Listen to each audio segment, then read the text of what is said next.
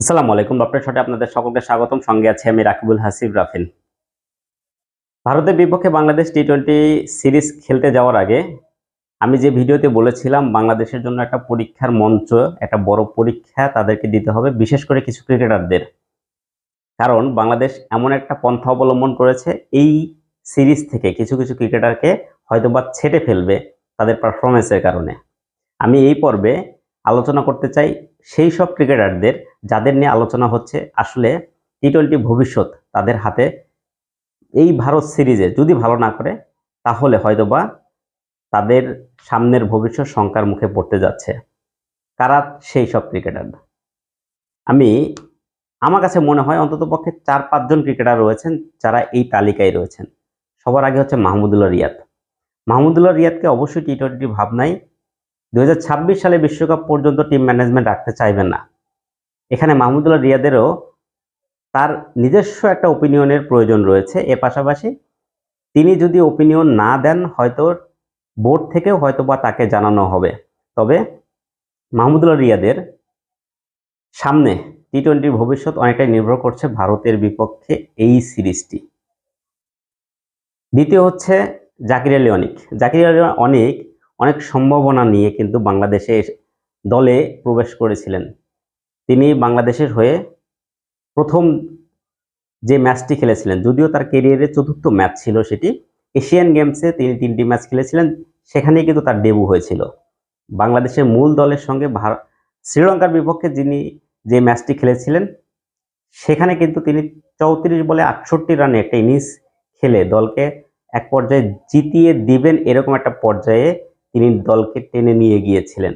তারপরে জাকির আলী অনিকের কাছ থেকে আমরা ওই রকম ডমিনেটিং পারফরমেন্স কিন্তু আর পাইনি। তাকেও কিন্তু এখন এই পর্যায়ে এসে আরেকটি পরীক্ষা দিতে হবে ভারত সিরিজে।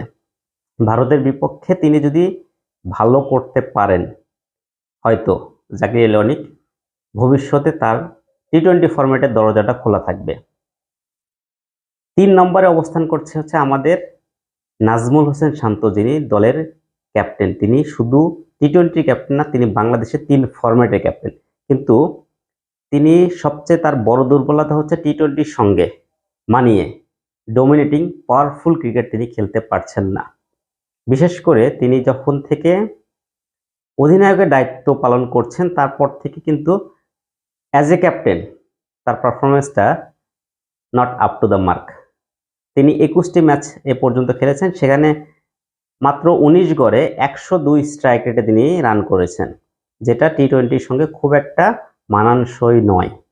এজন্য নাজমুল শান্তকে নিয়েও ম্যানেজমেন্ট হয়তোবা চিন্তা করবে। যদিও এখানে একটা প্রশ্ন হচ্ছে, নাজমুল শান্ত যথেষ্ট অ্যাবিলিটি রয়েছে, কিন্তু আমাদের আরেকটা বিষয় ভাবতে হবে, সেখানে হচ্ছে আমাদের দেশে বর্তমান সময়ে টি-20 কনসিস্টেন্ট এমন কোনো ক্রিকেটার নাই যাকে হয়তোবা সেই পরিকল্পনায় রাখার মতো রয়েছে, যাকে দিয়ে বাংলাদেশের টিম ম্যানেজমেন্ট ভবিষ্যতের জন্য অ্যাজ এ ক্যাপ্টেন হিসেবে চিন্তা করতে পারে। যে কারণে হয়তোবা নাজমুল শান্ত যদি মোটামুটি পারফর্ম তিনি করতে পারেন, তিনি হয়তো টিকে যাবেন।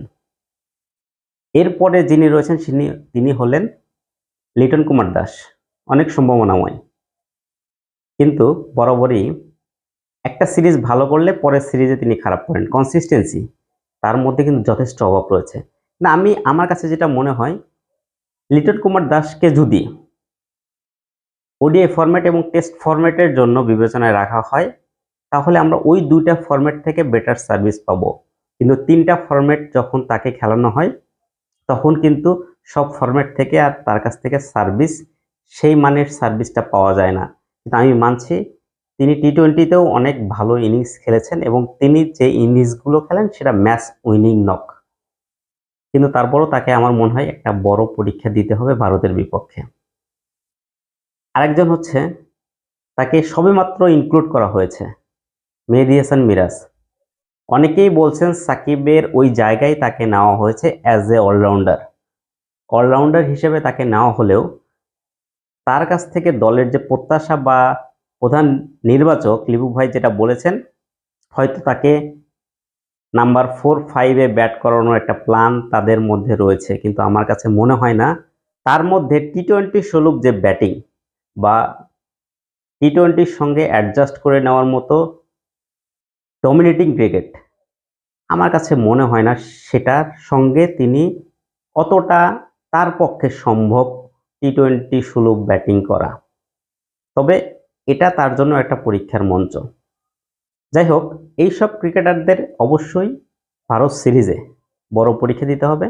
পরীক্ষায় যারা পাশ করবে তারা টিকে যাবেন, আর যারা ফেল করবেন তাদের হয়তোবা ভবিষ্যৎ, বাংলাদেশের টি-20 ফরম্যাটের ভবিষ্যৎ অনেকটাই ঝুলে থাকবে ওই পর্যন্ত। নেক্সট বাংলাদেশের domestic cricket, BPL, domestic cricket, NCL টি-20, সেখানে যদি ভালো পারফর্ম করেন হয়তোবা তারা বিবেচনায় থাকবেন, না হলে নতুন যে মুখগুলো পাইপলাইনে রয়েছে তারাই হয়তোবা এই জায়গাগুলো দখল করবে।